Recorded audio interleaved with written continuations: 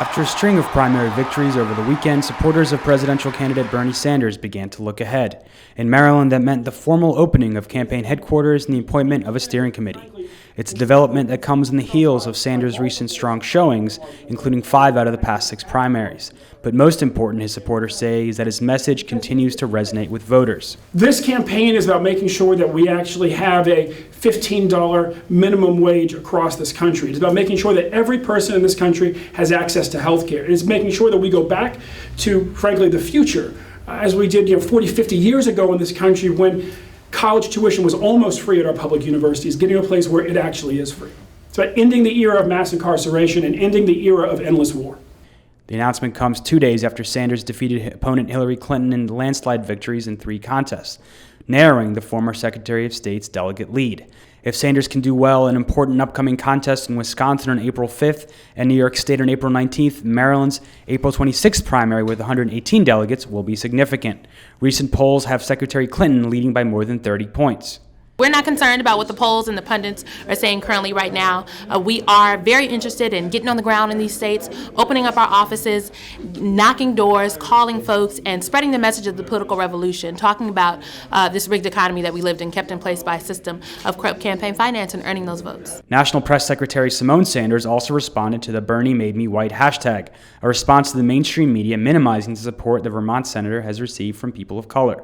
In places like Hawaii, we put out a Native Hawaiian policy platform that spoke to the issues that Native Hawaiians really cared about. We've invested a substantial amount of resources in a Native American policy, and we've introduced that and have been traveling across the country talking about that. So I really think it's important to highlight the fact that, yes, there is a diverse coalition of people supporting Senator Sanders, and sometimes the media, doesn't cover everything. Your corporate-backed mainstream media. The event was held at the Freddie Youth Empowerment Center, led by Pastor Jamal Bryant of the Empowerment Temple, who reflected on Sanders' tour through Baltimore's Sandtown-Winchester community in December, where Freddie Gray lived and was arrested and subsequently died in police custody almost 1 year ago. There was, in fact, a critical moment while we were walking through the Sandtown community where young people converged from all over the neighborhood asking one thing: will you bring us jobs? Without any wince in his gauge, he said, absolutely. We're 45 minutes away from the White House, and we feel as if we are stepchild, that we're neglected, abandoned, and forgotten. With over 16,000 abandoned homes, with an unemployment rate of somewhere above 8-9% above the national average, with 70,000 people on heroin, we were looking for somebody, not with a promise, but with a commitment. Steering Committee Chair Ben Jealous responded to a question on whether Sanders' $1 trillion job program, being race-neutral, would hurt African Americans in Baltimore. Baltimore's been hollowed out. This used to be a steel town. Yes. And you can't explain what happened to Baltimore, quite frankly, without talking about NAFTA, without talking about permanent normal trade relations with China. Mm-hmm. The notion that that we in Baltimore yearn for anything more than jobs. Jobs is what stops bullets. Jobs stop bullets.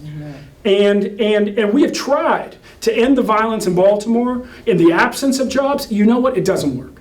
Symone Sanders dismissed concerns that Sanders' $1 trillion job infrastructure plan would mirror public-private partnerships Baltimore has used for decades, tax increment financing or TIF deals that give hundreds of millions of dollars in breaks to wealthy developers, but haven't reduced poverty or created many working-class jobs. Well, I think we can be sure that any plan that Senator Sanders puts forth will be a plan for hardworking American people in this country, and a plan that will benefit the middle class and not those at the top. Elected officials and activists from across Maryland on the Sanders State Steering Committee spoke out about their support for Sanders. We face really serious problems. I'm a county council member in one of the wealthiest jurisdictions, and we cannot provide the schools we need. We cannot deal with affordable housing. We have too much unemployment and too many people who are poor. And this is not going to get any better until there's a change at the national level and a president who understands issues of poverty, who understands the need to change the relationship between Wall Street and Main Street. As an advocate for returning citizens and criminal justice reform, I was once a child who was swept up by the criminal justice system as a juvenile and sentenced to life.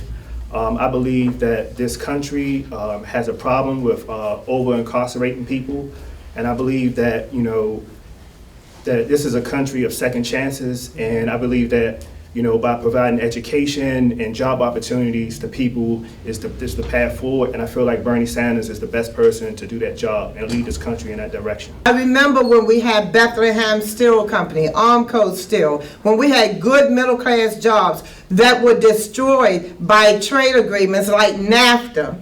So, you know, I don't know how anybody can listen to Bernie Sanders and not be just supportive but excited about the possibilities of a President Bernie Sanders.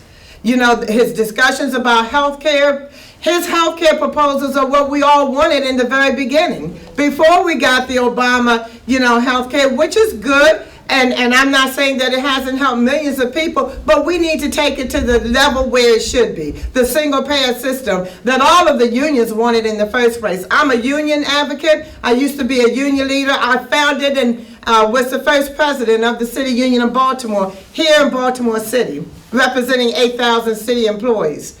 All my life, I have been advocating for working men and women, for children, for seniors. I still do, and I'm excited about being a surrogate for Bernie Sanders.